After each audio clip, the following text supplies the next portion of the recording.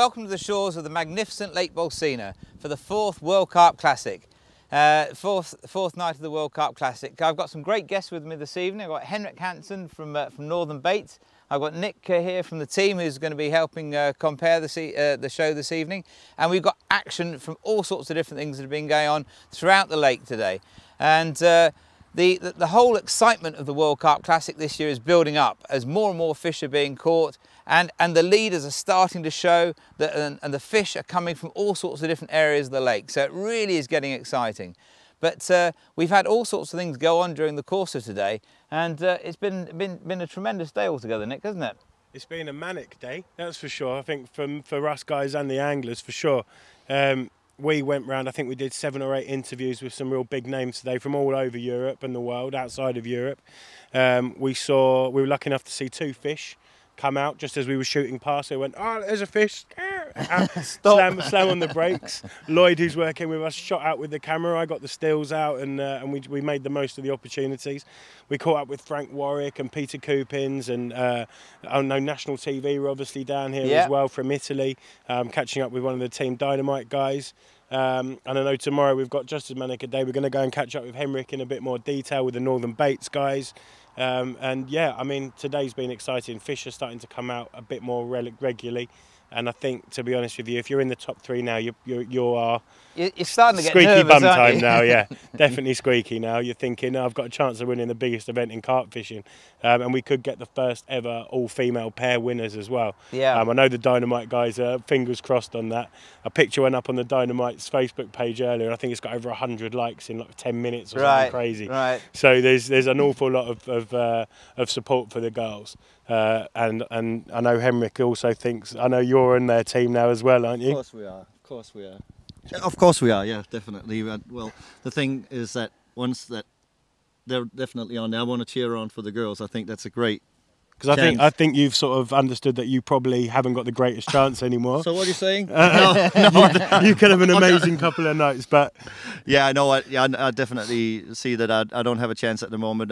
But the girls, I really want to cheer for them, because that would be a first, and that would be very exciting to see them go up on the stage and show us all how it's done. Yeah, I think for fishing in general, yeah. I know we had a really good Facebook question about it, which I know we'll come back to later. Yeah. But there's a lot of excitement and there's a lot of support. If you don't think you can win, very similar to Henrik, most people are in their camp now, aren't they? Hoping. But I think that's all part of the spirit of the whole event. I think, you know, the World Carp Classic is about, you know, it's a great international celebration of carp angling, and I think what this is, whoever goes into the lead, it's been nip and tuck over the last few days, and not only that, is they know everybody that's competing here, and those people that have competed in the event previously know how difficult it is and what it feels like to actually win this event, from the sheer effort of going out, catching fish, and then just non-stop. And it really is. There's a lot of pressure that actually builds up. I mean, we're on the outside of that pressure. We've got our own pressures, but these guys are working pretty damn hard. And obviously, Henrik's here working as hard as anyone, trying to make things happen in your guys. Oh, we definitely are. We're working hard, that's for sure. Yeah. So you're a runner for your team? Is that? I'd love to be right now, I can tell you that. No, I'm actually an angler, and my wife's a runner for us, and me being the gentleman, I'm doing all the hard work myself. You've got your pregnant wife running for us. Yeah, exactly. Yeah. You can imagine how much running she'll be doing. You know. Okay. But yeah, it's hard work, but it's fun to do it. Has it been exhausting? Is it physically draining on you as an angler for 4 days in now? Well, the first day when the rain came about and stuff, it was a bit like, you know. But then after that, it was really just. I mean, it's all exciting, you know. You get on the looking in the binoculars or whatever you call them, and seeing that bottom and finding that bit and get your bait in there, get it put in there on the right spot where you think, oh, I'm more comfortable now. We'll get him tonight, you know, and you can get into a routine then. And exactly. I mean, it becomes, as you're progressing, as you're fishing on, you know, it becomes easier and easier to get that bait set in the morning. You got your little routine going. You know how far it is. You don't have to look so hard to find it. Exactly. That's another thing. Yeah. But looking at, I mean, the background to Northern Baits is actually quite an exciting one. I think that's something when I was first introduced to you and we started talking, and you explained how Northern Baits came about, I was fascinated. Well, it's really like a group of interested friends. Like I said to you, Ross, that it's not many people about in Norway fishing carp and coarse fishing and stuff like that. We are a few, and the few that we are getting very serious and stuff like that. And I found Sturla and Kenneth on the local water. I mean, I found them. We met. I found them. We met on the local water, and it was very exciting to meet these guys and find out there was people just as much into it as myself, so that really meant a lot. And then of course we started talking. I got together in Sturla's garage making bait that we all been making before individually. Yeah. And we got more and more serious about it, reading up more and more and sharing experience and stuff like that. And then finally we managed to get ourselves a nice little piece of kit that can actually produce a little bit of boilies, and had the best time. Where is that? I've heard a lot of excitement about. It's Middle Earth. I've heard it's known as the Bait Cave. It's the Bait Cave, and we're proud of that name because it is a very dark place. Yeah. And it's very close to where I live, in the bottom of a farmer's place, and that's where we're proud to be. And now is the exciting time. I mean, when we talk about, obviously we've been talking about the size of the event and the work and everything else. It's been really interesting. It's not just us guys that have found it enormous. We've actually had national TV here today as well. Yeah, that's amazing. Who caught up with Daniele and Riccardo, who we interviewed yesterday on the live stream. Yeah, it's amazing to see national recognition for the world's biggest carp match. And I think we've actually got a little video that Ross is going to talk about to sort of show you what happened when those guys came down. Yeah, we'll come back to that sort of later on. But I think what's kind of exciting, Henrik, is the individual backgrounds that you've all got as part of Northern Baits. I mean, there's Sturla and the whole kind of thing. Can you just explain the other backgrounds that the normal day jobs that the guys have got? Yeah, you see, Norway. We're working. There's a lot of people working offshore. Sturla is working offshore on the oil rigs. And he's got 4 weeks off in one go, which is fairly nice, very nice for him. Can't argue with that. Yeah. No, can't argue with that at all, you know. And Kenneth works for the commune, what's it called, the government around our area? Yeah, the city council, there you go. And I'm a self-employed, well, we help on the fish meal factories, the pellet factories and stuff like that. So. But I think that's perhaps understating what you do. You actually kind of help construct fish processing plants. Yeah, some big engineers design and they that's more hire like us at Gophers, you know. We come in and help them out, you know. Yeah, do this, do that. Okay, we'll check that out. Well, why don't you do this, and we'll try to help them out a bit the best we can. I've been doing it for a good 12 years now, and it's been great to be a part of that, and it's within the field of the bait making a little bit as well. Well, you know? if anybody's got any questions you can ask us those directly live on screen here. There's Facebook and Twitter that you can actually ask us those questions on. We'd be happy to take those questions, and we'd encourage you to, because we can actually answer those questions live here on the set this evening. So just quickly on you're obviously working in the factories and working with that. Has that given you a real insight into how you make Northern Baits, the actual carp boilies? It gave us an advantage, you know, to good materials and to the right materials at the right time. And I mean, when we need them, I mean, you can sort of talk to people that are employed in the factory. What kind of fish comes in? What kind of stuff do you have now? Yeah. And obviously Norway is the place for cold and good fish quality products, and yeah, we got a good advantage sitting right in the backyard. And it's fresh, and it's very fresh, you know. Yeah. It's still steaming when you pick it out, you know. Right, okay. But yeah, it really is a big advantage for us to have it like there, and it gives us good opportunity to test a lot of new stuff. And now, as the winter comes, that's our prime time. That's for when we go into the cave and you forage around do this and do that and try this and that. Play a bit of music. You do that as well. Oh yeah, well the music, that's the fun part. I'm a DJ, and Sturla and Kenneth are punk musicians, so we have a lot of fun with that. That's definitely sometimes they stop that bloody music, and you know, and I'm progressively turning it up, you know, and we have a lot of fun with that in the cave, and we are really becoming closer and closer as friends in the same time, you know. From really that. are. Well, look, let's go back to the Italian TV guys that came down. National TV came down to see us down at Lake Bolsena today. They'd actually seen what we've been doing on the live set here over the last couple of days, and they became intrigued. They came down to see what was going on.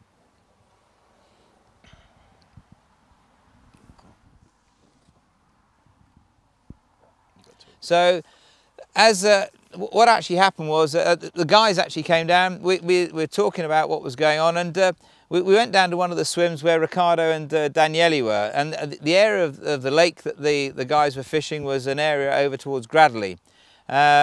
It's an area that's producing fish at the moment, and of course, with the Italian guys down there, they really did want to get a background and insight as to what was going on.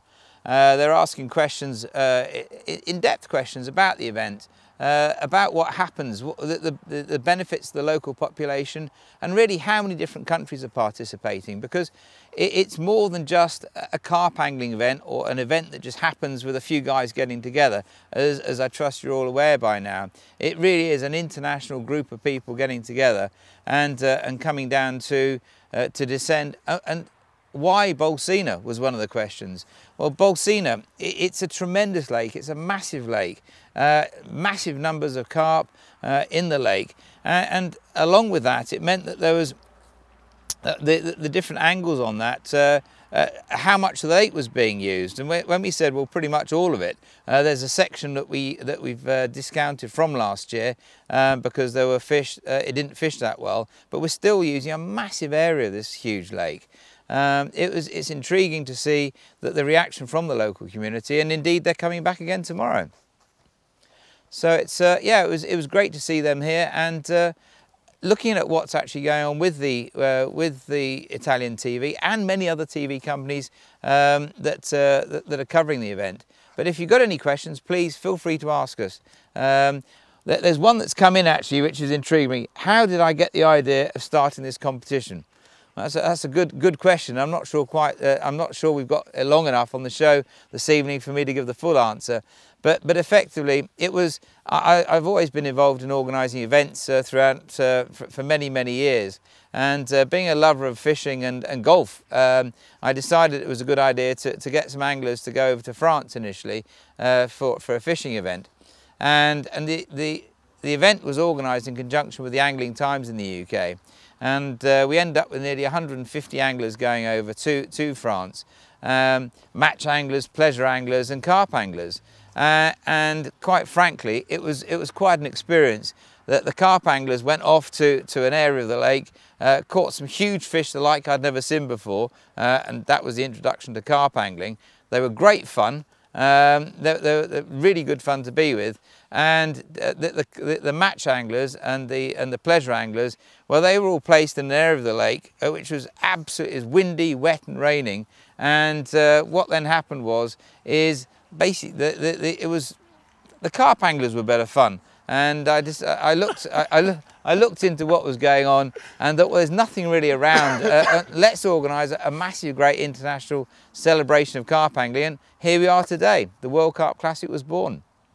So I know that Nick, you went along and had a word with Frank today and had a few words with him, didn't you? Yeah, I did. I mean, obviously we keep sort of plugging and pushing the social media side of things, but from our point of view, it's the perfect way to sort of interact with people in one easy place. Sure. So obviously we're getting a load of questions coming through. The odd moan, because every now and then someone wants to see some information the instant it happens, when it takes a few minutes to verify and think. But that's all good, because it encourages. You know we can talk to people instantly and respond to them. And one of the things that we did was actually ask people specifically for some questions for Frank, and I'm sure we've got a little video to show a couple of those answers later. And it sort of goes to show that we do listen. Yeah. We did the Lee Jackson one yesterday or the day before. I'm losing track of my days, which obviously came from Facebook. And I'm pretty sure I'm going to go and grab one with Henson tomorrow. Yeah. Which will come through this evening, but I know you've got to shoot back because you are fishing, and hopefully you'll have a few fishing when you get back, and your partner will be exhausted. I was just thinking that, you know. Yeah. We'll see. Can you imagine? It would be nice to come back and find a few full sacks of great big Bolsena and carp. So how do you actually feel, Henrik, if you go back and he's got a 30-kilo carp on the bank? See, there's always a competition in between mates and stuff like that. So yeah. You're a team. Knowing my teammate, he'll be on me definitely. So yeah. I as much as I'd love to have a fish, I'd still be like, oh no, here we go. I'm going to get ribbed for that. Yeah, exactly. In the meantime, let's have a look at the interview you did with Frank earlier on today, Nick. Thanks for being with us. Thank you for having me. Thank you. Okay.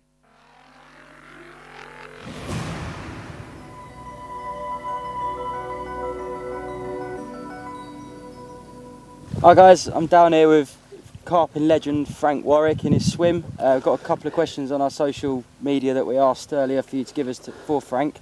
So, hi Frank. Nice to meet you. Hello mate. We've got a question here from a Mike Madley. He says, you've fished all over the world. Is there one particular rig that you've got the most faith in? Well, yeah, I tend to use it for England and all the lakes that I fish really. Lake Reduta, Cassie and everywhere. It's just a long shank blowback rig with, I don't use silicone because a lot of people use silicone on the long shanks as a blow, or a ring. I use a shrink tube that's fairly tight, a piece about 5mm long, opposite the point of the hook. Yeah.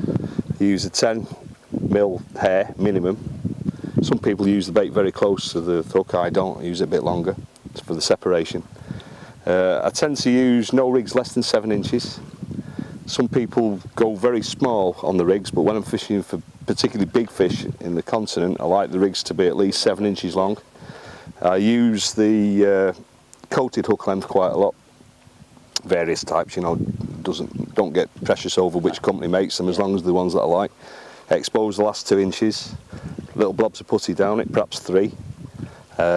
Sometimes a safety clip, sometimes I use it running, or an inline for a breakaway, for a quick release system. If I'm fishing on the continent and boating and I'm using braid, I tend to use heavy leads, because with braid you can get the wave action and it can drag your lead out of position, you know. So I use heavy leads, and in England I use heavy leads as well. 5 ounces minimum, even if I'm margin fishing. So, but the rig itself, yeah, long shank blowback, and the reason I use the shrink tube as the blowback is if I get done and the fish has got rid of it, they've got quite a lot of power when they're blowing the bait out. At least I know then that the fish has blown it out and got rid of it, so I know to put more bait in. When you've got a ring on, it can just be fired back and forth and you're getting no indication, you know. And silicone's too easy. You know, you can just get it come out of position on the cast and things sometimes. Yes. So that's the reason for that. Okay, thanks very much. Yeah. Frank. Okay.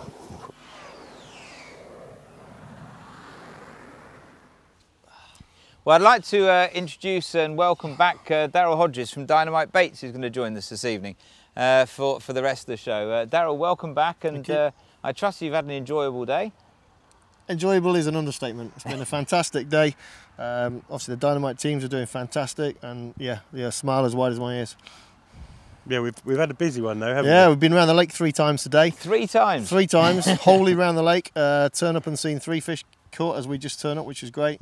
One of them for Bianca and Lizette, which is fantastic. Yeah, I mean it is brilliant, because the likelihood of you bumping into a fish, when we were going as far and as quickly as we are, is slim. So for you to have seen 3 and me to have seen 2 today is happy days, and to even get a little bit of live footage, it might be a bit shaky, but of it actually happening is fantastic. So you guys could be lucky charms, is that what you're saying? Yeah, I think so. So we'll pay the same people a visit tomorrow, I think, and we'll just keep. I'm going over to Lee and Tuffy tomorrow. I'm going back to Lizette and Bianca. You go there. We'll see who's got the biggest pull. But it would be nice seeing an English team up there anyway. Yeah, it would. As long as they're third. Yeah, as long as they're not first in your eyes. But yeah.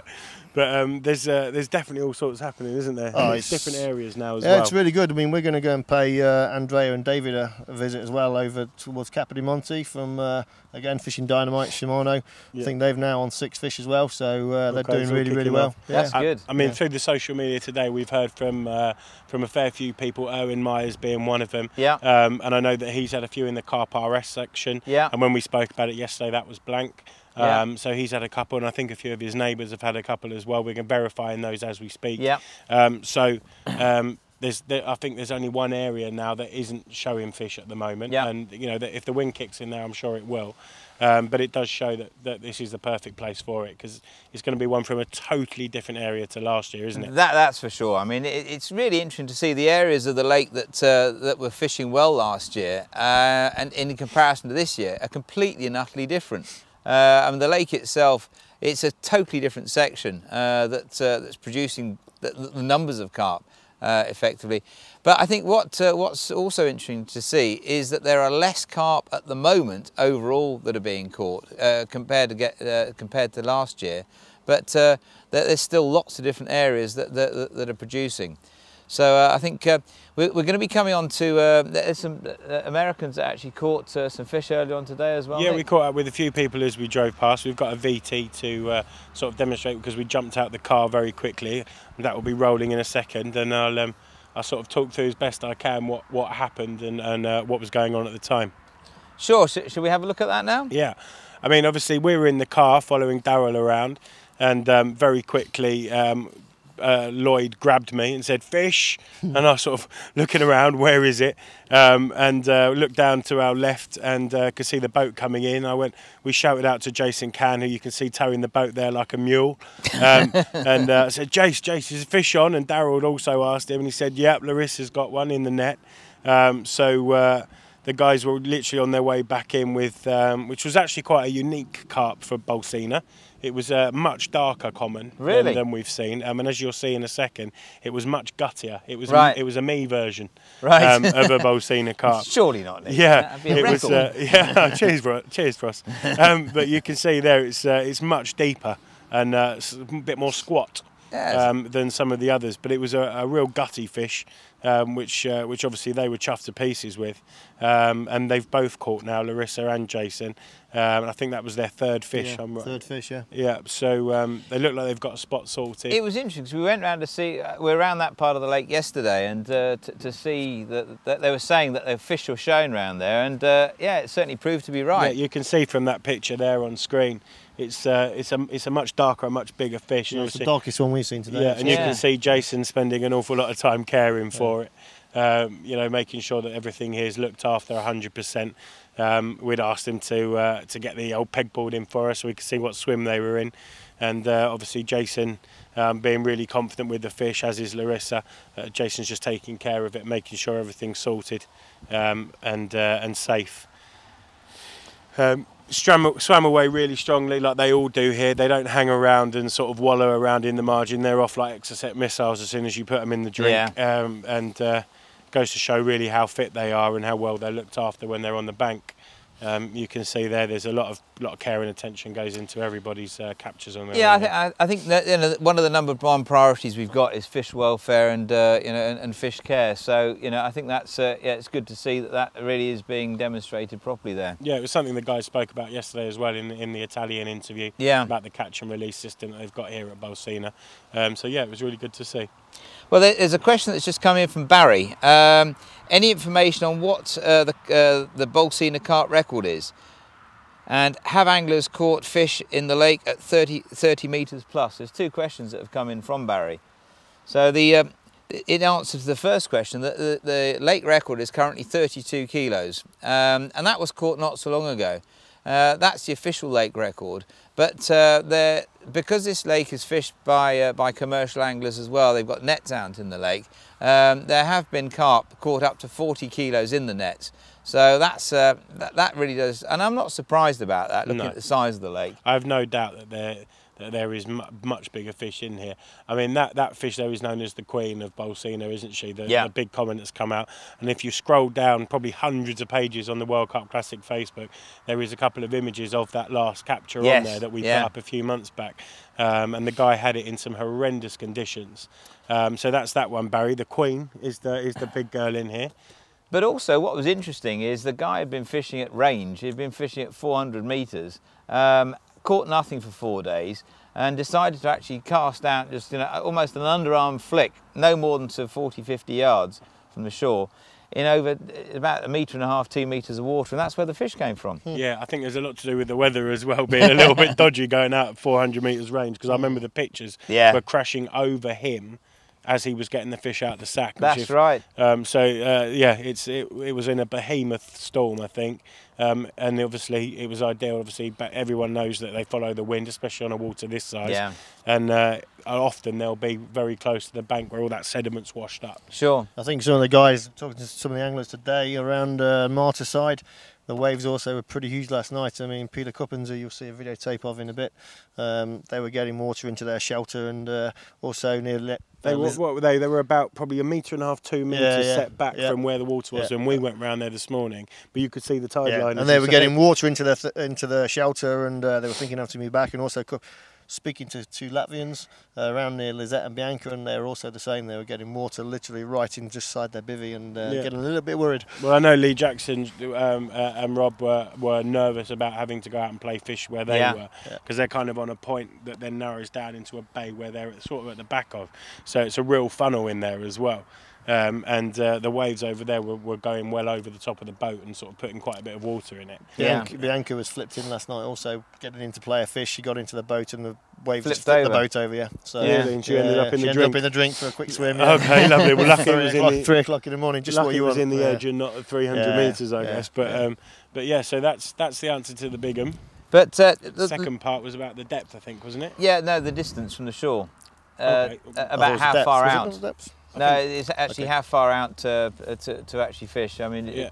I mean, that's something that makes us laugh, isn't it?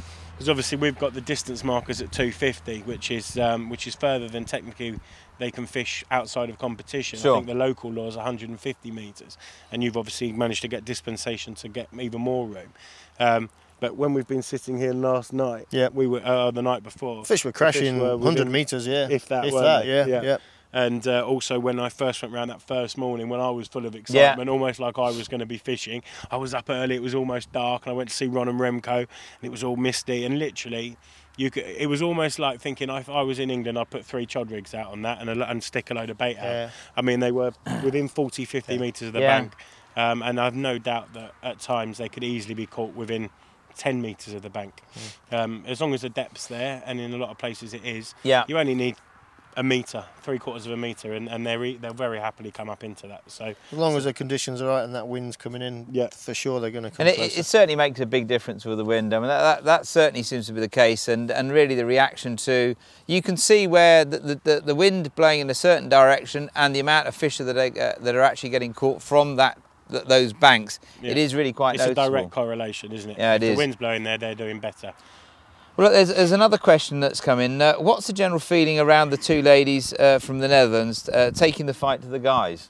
Who would like to answer that one? I'll take that one. I'll let Daryl start with that one. I would say the general feeling is go girls. I mean, the feeling that we've been getting, say we happen to be lucky enough to be round there when they caught their 18 fish.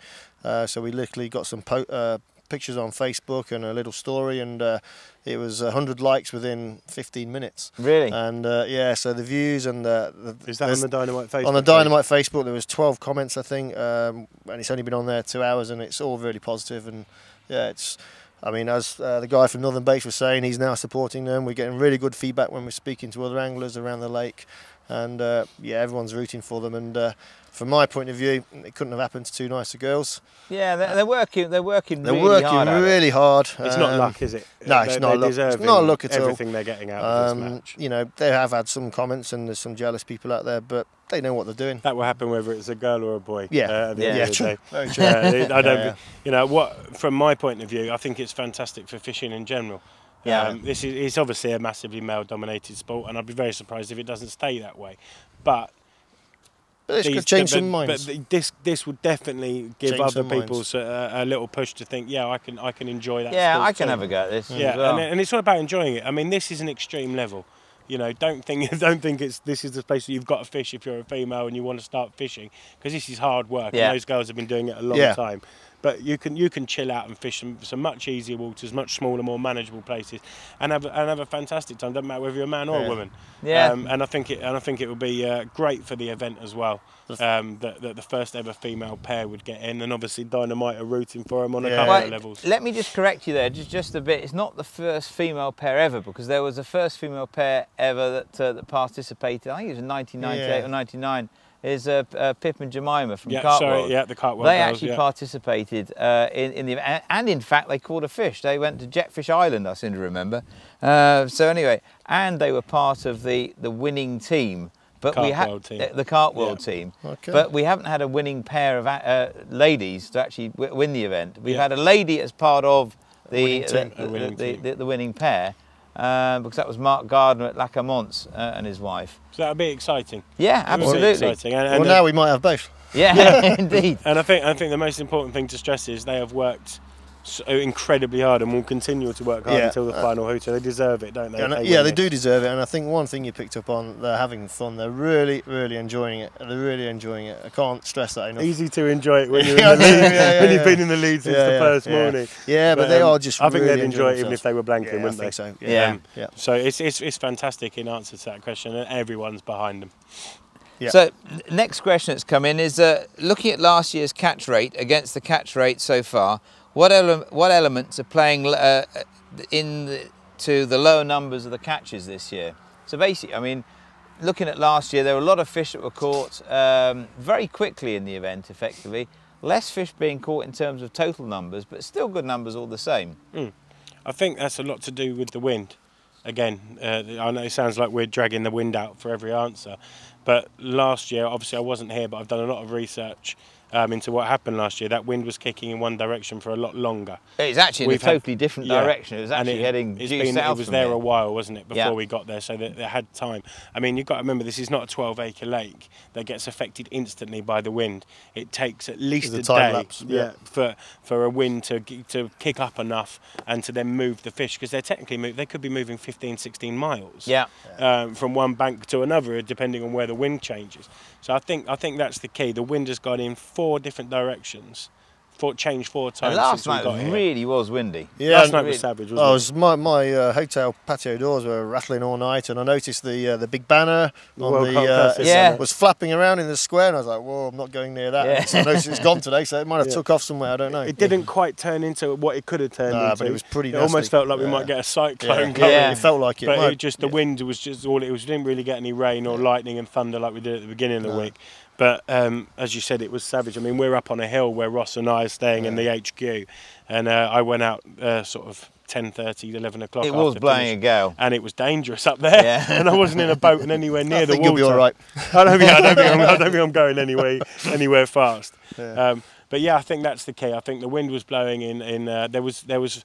I think the difference this time is there's more areas catching. Yes. So the fish are spread out across a wider group of people, where last year, because the wind was in a direction for a much longer period of time, those people had it off. And because the wind didn't really change, I think the wind's been great for us because it's given more people an opportunity. It's almost swirling, it really is. I mean, it's been going all over the place. It's been switching all over, hasn't it? And I think another consideration is the fact the water level is much higher. I mean, that would definitely make a difference as well, In areas that we had like really big, long, sandy beaches, we've got like 1.5 meters, 2 meters of beach now. Yeah, I guess that kind of is affected by the distance markers, although I think this is further this year than it was last year, if I'm correct. That's probably kind of negated by the fact that maybe 20 or 30 metres in a lot of spaces has been eaten by water. So if it was 250 metres with the water level last year, you might just be past the weed line in a lot of places. But this year, because you've basically only got 20 metres extra, that's what you had last year, because the water has come so high. I think another consideration, because it's that much, it's a month later, the areas that the weed was very, very high last year and really dense, it's dropped. Lower down. It's much lower down. I mean, it still is savage, weed in a lot of places. I mean, I made a necklace out of one earlier. It was incredibly tough, and it was a weed that I've never seen before. Right. Like a very obviously a unique weed for here, but it was very tough, very sort of wiry leaves. But it was the sort of stuff that you'd expect to see in an aquarium. I think in Rob and Lee's and the guys, Peter Cuppins we were with earlier, it was 6 or 7 feet at least, wasn't it? In 100 There's some interesting plants all around the bank, actually. I look at them and think, oh, these look tropical. It is tropical, isn't it? It is. I mean, you sit here now and the reeds aren't the sort of reeds I'd ever seen before. It's almost like bamboo. And everything is it's like its own little microclimate. We went over to see Keith Turner, not far from the marina, around from Bolsena, and literally you're almost crawling through bamboos. Undergrowth. Clothes, it's unbelievable. But it's. Really the amount of work that you and Andy Chambers must have done to have found these swims is phenomenal. Because I've been round 10 times, say, and I still have no idea where I'm going. I still use a sat-nav all the time just to get around the lake. And to find the tracks down to the water, you must have spent hours and hours taking wrong turns and going down dead-end tracks. No, tell me about it. It must have been an incredible amount of work. To go back to the question, Ross, sorry, one of the points a couple of times I've heard today, I think it was over in Ardy's swim actually, when we were over with Larissa, the guy there was saying they'd had a couple of locals with the long lines and the nets out, and they were coming very close and almost inside the 250. Right. So they had to have a word, and they moved it in the end. But obviously, these long lines, as we saw in the boat, were ridiculously long. They are long, and that could obviously prevent some of the carp coming in if they're sort of, I don't know how deep they go, but if it's across the swim. I think that's a good question. I think. The commercial anglers have been really good this year. I mean, what they did. 20 fish. We actually spoke to them. And given the problems we had last year, where they were actually putting nets right in front of some of the swims, what we've done, we've spoken to them, and they've been great this year. We've actually given them a much bigger area to work with, because of course, you know, they live here all the time, and it's a question of sharing the lake as well. But I mean, they've got to make a living at the end of the day. Yeah. I mean, just because we're here, everyone's still got to eat, and the kids need shoes on their feet. So, I mean, they've, you know, without sounding too sort of negative from a fishing point of view, they still need to be here. Yeah. Don't they? We can't But I think what's happened this year against last year is there's much greater cooperation. Yeah. They're working with us, we're working with them. They're respecting the fact we're running a World Championship event here at the lake, and I think that's really important. So really, we'd like to thank all of them and thank the local community as well, because it's not easy to put this event on, and without their cooperation, it makes it a lot harder. That's for sure. Yeah, there's a fair amount of disruption, isn't there, to their local sort of going about thing.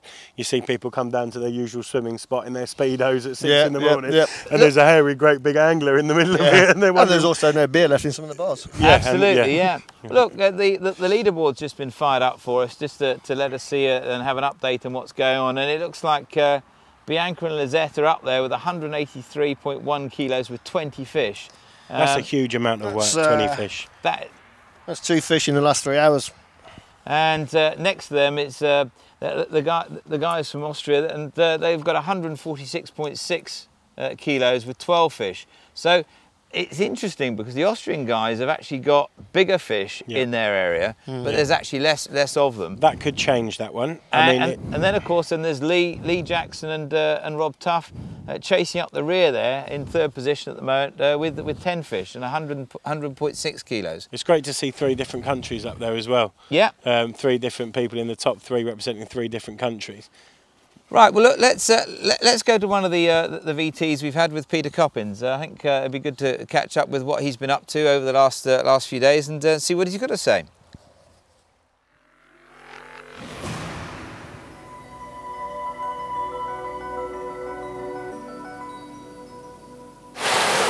Hi Peter, would you like to introduce yourself? Yeah, I'm Peter Coppins from Belgium. The most of my time I fish in Belgium. But this is now the 4th time that I'm competing the VCC. I'm sitting now on spot AT&T 37, but I didn't caught any fish. It's rare, but the wind is blowing just this direction, and it's rare that the fish is not moving in this section. So maybe the next days we can catch a big fish, like I did in Belgium, but we're going to try to do everything to manage that. I mean, on this section, the ATT section, Peter, it has been fishing a little bit quiet now. Like you know, you only need 1 fish. There is a prize for the biggest fish, so I know you'll be certainly plugging away for it. Is there any? Can you just fill us in a little bit about the tactics that you're using, or what you've been trying and changing here? The first days we try to get a line of bait in it. I put it up with 3 markers. 1 marker at the line of 250 meters. That's the point that we were allowed to fish. And then I put 2 markers back, and I put them in a V. At the right side, I put the bait, most of part of the bollies in it, and at the left side, I did all tiger nuts and chopped tiger nuts, and I fished on those 2 stretches and two places, and I fished 2 rods near close to me and 2 rods far away. I'm sure if there's any fish there in the area, with your knowledge and experience fishing with Davey, I'm sure you'll catch something. Yeah. Now I'm going to put you right on the spot here, Peter, live on camera. Yeah. If you could choose 1 dynamite bait boilie for the rest of your life, what would it be and why? It would be the source bolly, because it was at the first years I have used a lot the source bollies than all the other range, but I have very much confidence in the source bait because it's something still different than other bollies. The source bolly has a smell that is not in any other range of any other brands, and also with the crushed eggshells in it. Yes. It gives a little bit of crunchiness, and the source is also a little bit harder bolly than the rest of the range of dynamite baits. Well, that was Peter Coppins and Gerard having a chat there about the bait preparation, what he's been doing, and how he's actually getting on with this this event. But the questions are coming in fast and furious now, and thank you very much for that. Please don't hold back, carry on firing them in. There's the next one that's come in. How much bait approximately will be used by each team? That's a good question. That's a big answer. That is a big question. How do we answer that one? I think like anything, it'd be impossible to do as a final figure, although I'm sure we'll give it a crack, because as we said earlier, Lizette and Bianca have gone hard. Yeah, very heavy. They've gone hard or go home style, haven't they? Yeah. And it's paid off. I don't think you'd admit how much you've driven over there, but you've gone over 4 times with extra bait. We've been over a few times now with extra bait for them to keep them, make sure they don't run out. I did see a cheeky pot of tigers. Maybe 1 or 2. Yeah, so it's not just boilie. No, it's not just boilers. So they're getting through an awful lot of bait. But if you look at it, if you look at the fact there's 4 rods that the guys have got out there, and the amount of bait that goes in per rod per day, if you say between 5 and 10 kilos per rod per day, do you think that's reasonable? I think a bit more, to be honest. Well, it depends if you're catching, doesn't it? Yeah, it depends. Like I say, if you're catching and you're getting your rods in and out more regular, I mean, you put your rods out, it's easy to put 1 or 2 kilos down each time you put a rod out. And I think, you know, Lizette and Bianca are certainly putting plenty of bait out. I think the answer would be if you're catching, you could easily get through 10 kilo a day. Minimum. Per rod? Minimum. Yeah, easily. So that's 40 kilos a day? Yeah. Easily. And that won't just be boilie, I'm sure that we've obviously... A lot of pellet, a lot of particles. Yeah, bait-wise like that. But I would imagine people that are in tough areas are probably trying to keep it tidy. Small baited areas, just trying to pick 1 fish off here and there.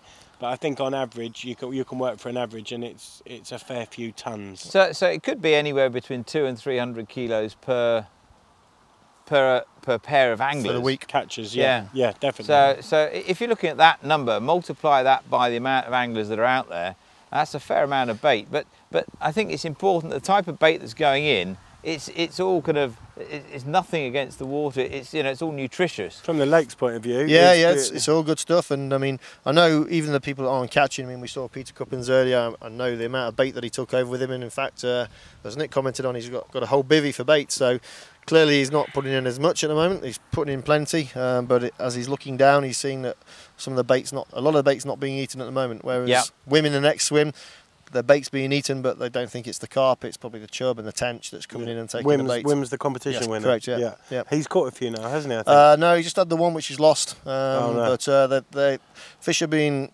around the area and their bait is being eaten. He's kind of on the edge of it, isn't he? Yeah, where the fish are. I'm optimistic they'll get one tonight. Yeah. I mean, at the end of the day, we've still got 2 nights left. Yeah, I think that's the point. I think, I mean, looking at bait, it was fascinating when we did the underwater coverage earlier on in the year, just to see what physically happens with the bait. There is a big undercurrent, and all the particles and everything just were disappearing very quickly. Yeah. And I think the light ones and definitely off pretty quickly. Yeah. Yeah. I think that was quite a revelation. I don't think we gave an exact answer, because I don't think that's possible. But in short, a lot of bait, a lot of good bait that the fish are going to eat one way or another, and it won't do any harm at all. But you were talking earlier about me having a manic day, and earlier on in the week I caught up with Ron and Renko, who are fishing for JRC Gulp, because they're friends of the World Carp Classic, and we wanted to sort of keep catching up with them. So I actually caught up with them again today to see how things are going. Last time we saw them, it was right at the beginning. I know we've got a little video to show, you know, how it's going so far. Well, let's cut to that then.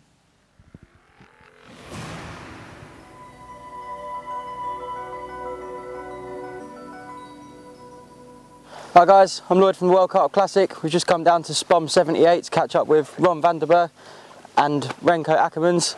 Hi guys, how you doing?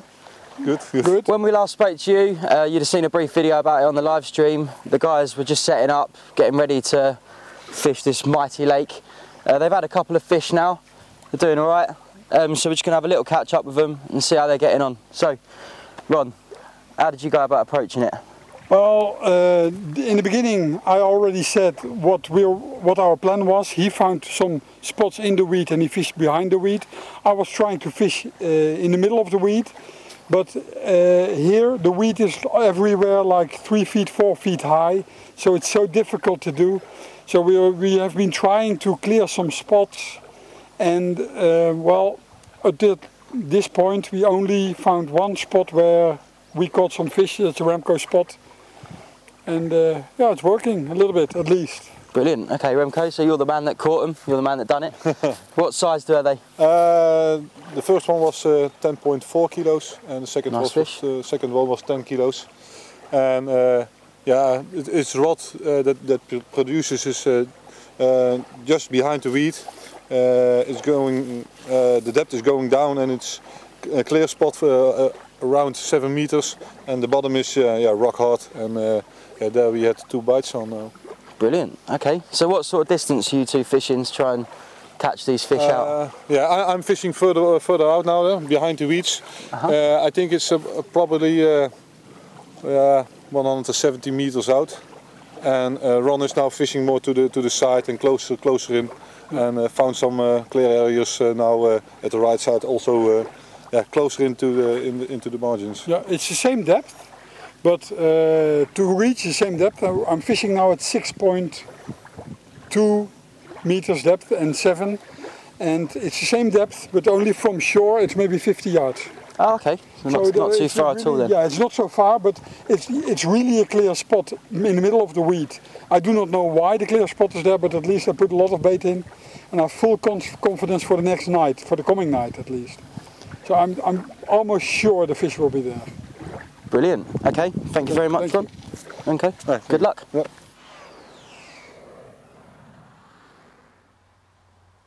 Well, welcome back to this next and final part of the show. We've had a few technical problems down here on the beach this evening, operating the equipment. So apologies if there's been any loss of sound, but delighted that sound's back up now, and we've got Andy Chambers joining us. Andy, welcome to the show this evening. Thank you, Ross. Pleasure. So it's been a big event. Like all big events, there's all sorts of challenges, and being the head marshal on this event, how have you found that this year? That's been very, very good this year.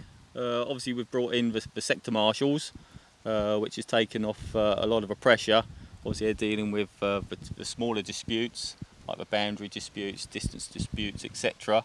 So I've had little less to do than I've normally done, so I've been able to get round the lake, see the marshals, look after them, make sure they're fully equipped with radios, spare radios, whatever they need.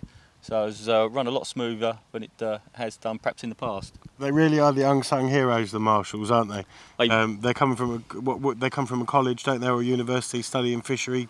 Yeah, we've got a mixture this year. Obviously some more mature students, and obviously the mature marshals. And they've really done a great job, because this year, rather than having the fish sacked at night, we've asked them to go out whatever the time, right, to weigh the fish straight away. Exactly.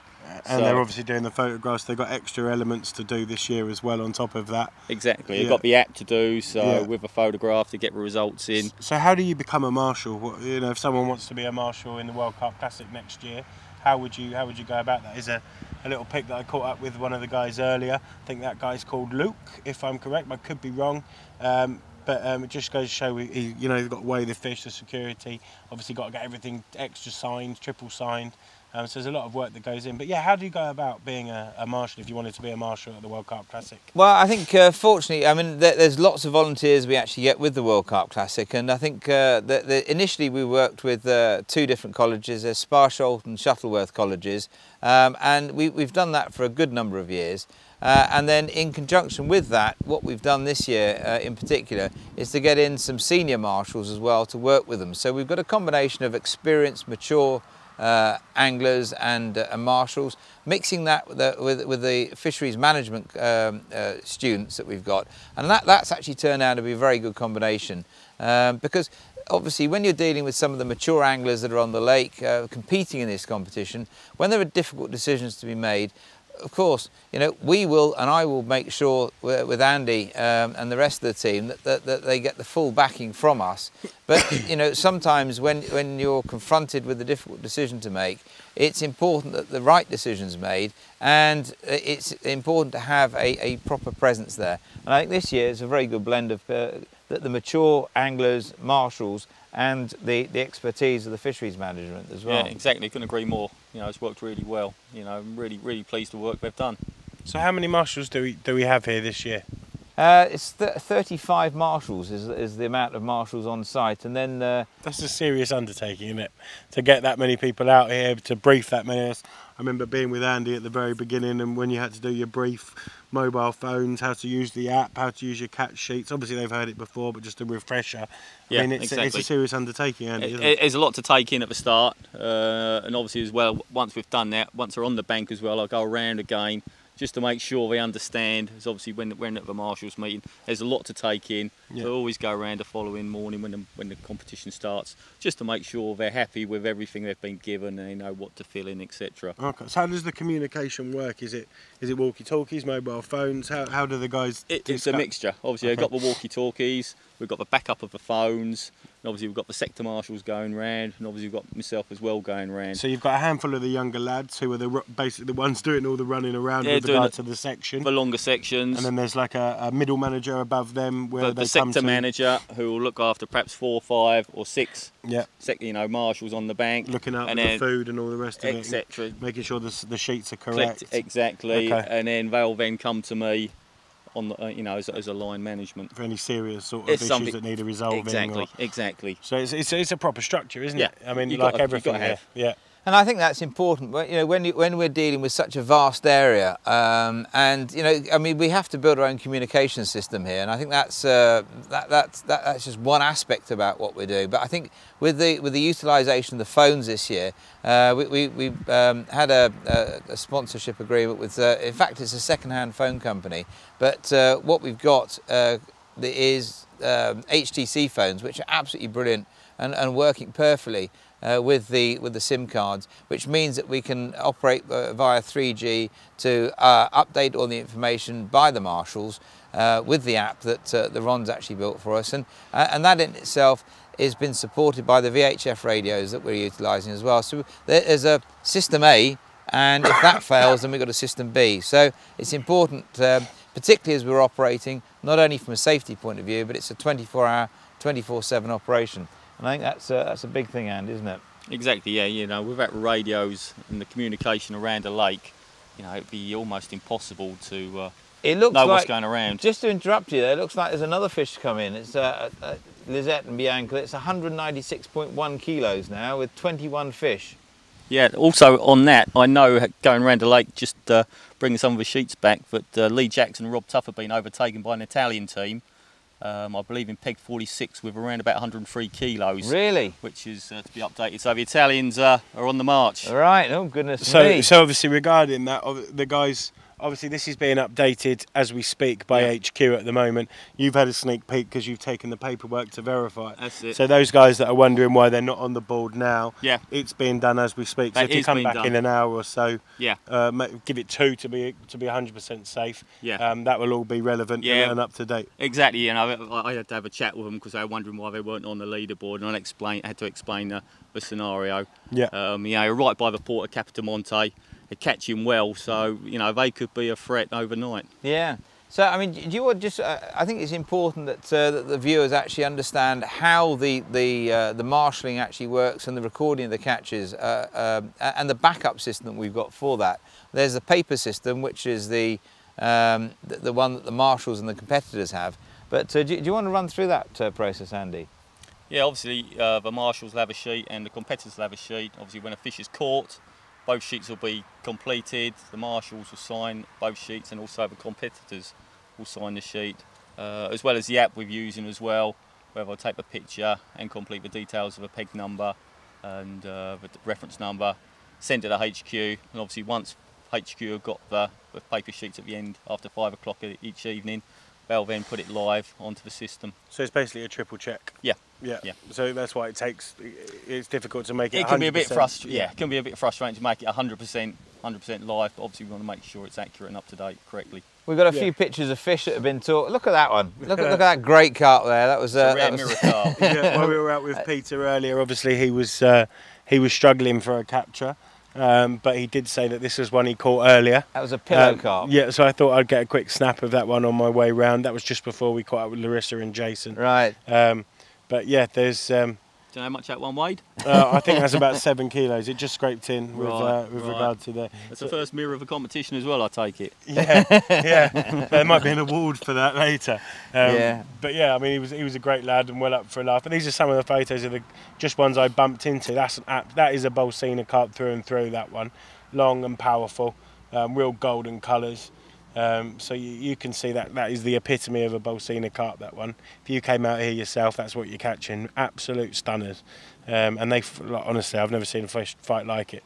Every single angler, I mean, all the experienced anglers that have fished all over the world are coming here and saying, yeah, these Bolsena carp are real fighters. Yeah, this is actually some of the marshals at work as we speak.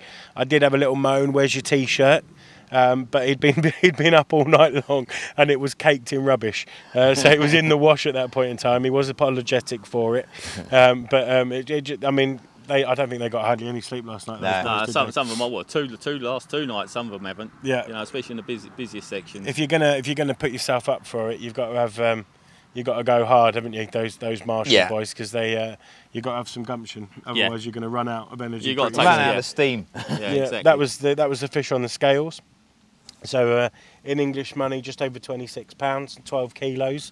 So not a huge fish bowl by Bolsena styles, but it seems to be sort of the average weight at the moment. Yeah, between about 9 and 11 kilos. Yeah. You know, it's been a little bit disappointing. Not seen any of the real big kippers, but there's still a couple of nights to go. I think that's what makes it exciting, because those people that are sitting there in sort of 6th, 7th place, sort of 50, 60 kilos down, they're thinking, oh, I've got no chance. That's 2 fish. Yeah, 18, 20 kilo, three 18, 20 kilo fish. You're winning the match. Yeah. I mean, we had 3 on the live stream in 2 days. Yeah, we did. So when they're there, they are there. Yeah. And it happens. You can see the weight off your shoulders when you bank one in a match this size, and obviously he was over the moon. But there's a lot of sections to be won as well, because I mean, if you're first, second, third overall, what that actually means is that you then can't win the section as well. So therefore, if you're second in your section, you become the section winner. You've got individual matches happening in their own right anyway, haven't they? Exactly. So those boys that are on the section that are struggling, or only 1 or 2 fish, they've still got all to play for, because the prizes are amazing. Yeah. So I mean, I'm looking forward to getting in here next year and hopefully getting a prize. So you want to fish next year? I'll be fishing next year. Oh, that'd be interesting. I'll be fishing next year. Get those yellow and red cards ready, Andy. Oh yeah, so I think I've got one for him. Just because I'm from Essex, I'm a stroke puller. Yeah. No, I'll stick within the rules until it gets dark. And I'll have my night vision for yeah, it. you're Ray Marine. And I think you're big enough, I'll spot you. Yeah. I'll wrap myself in ice, so you can't spot me. But yeah, that's the exciting thing, isn't it? It's still all to play for. Really. Exactly. Yeah, oh yeah. But I think we're wrapping up for the night, Ross. Yes, I think it's that time of the evening. We're just coming into the penultimate show of this year's World Carp Classic for the night showings anyway. We're going to show you a photo montage of different things that have been caught during the day. Ask us any questions you like on Facebook. Carry on asking us those, and on Twitter as well. And we look forward to seeing you again tomorrow night, same time, same place, from the shores of Lake Bolsena. Thank you very much for watching.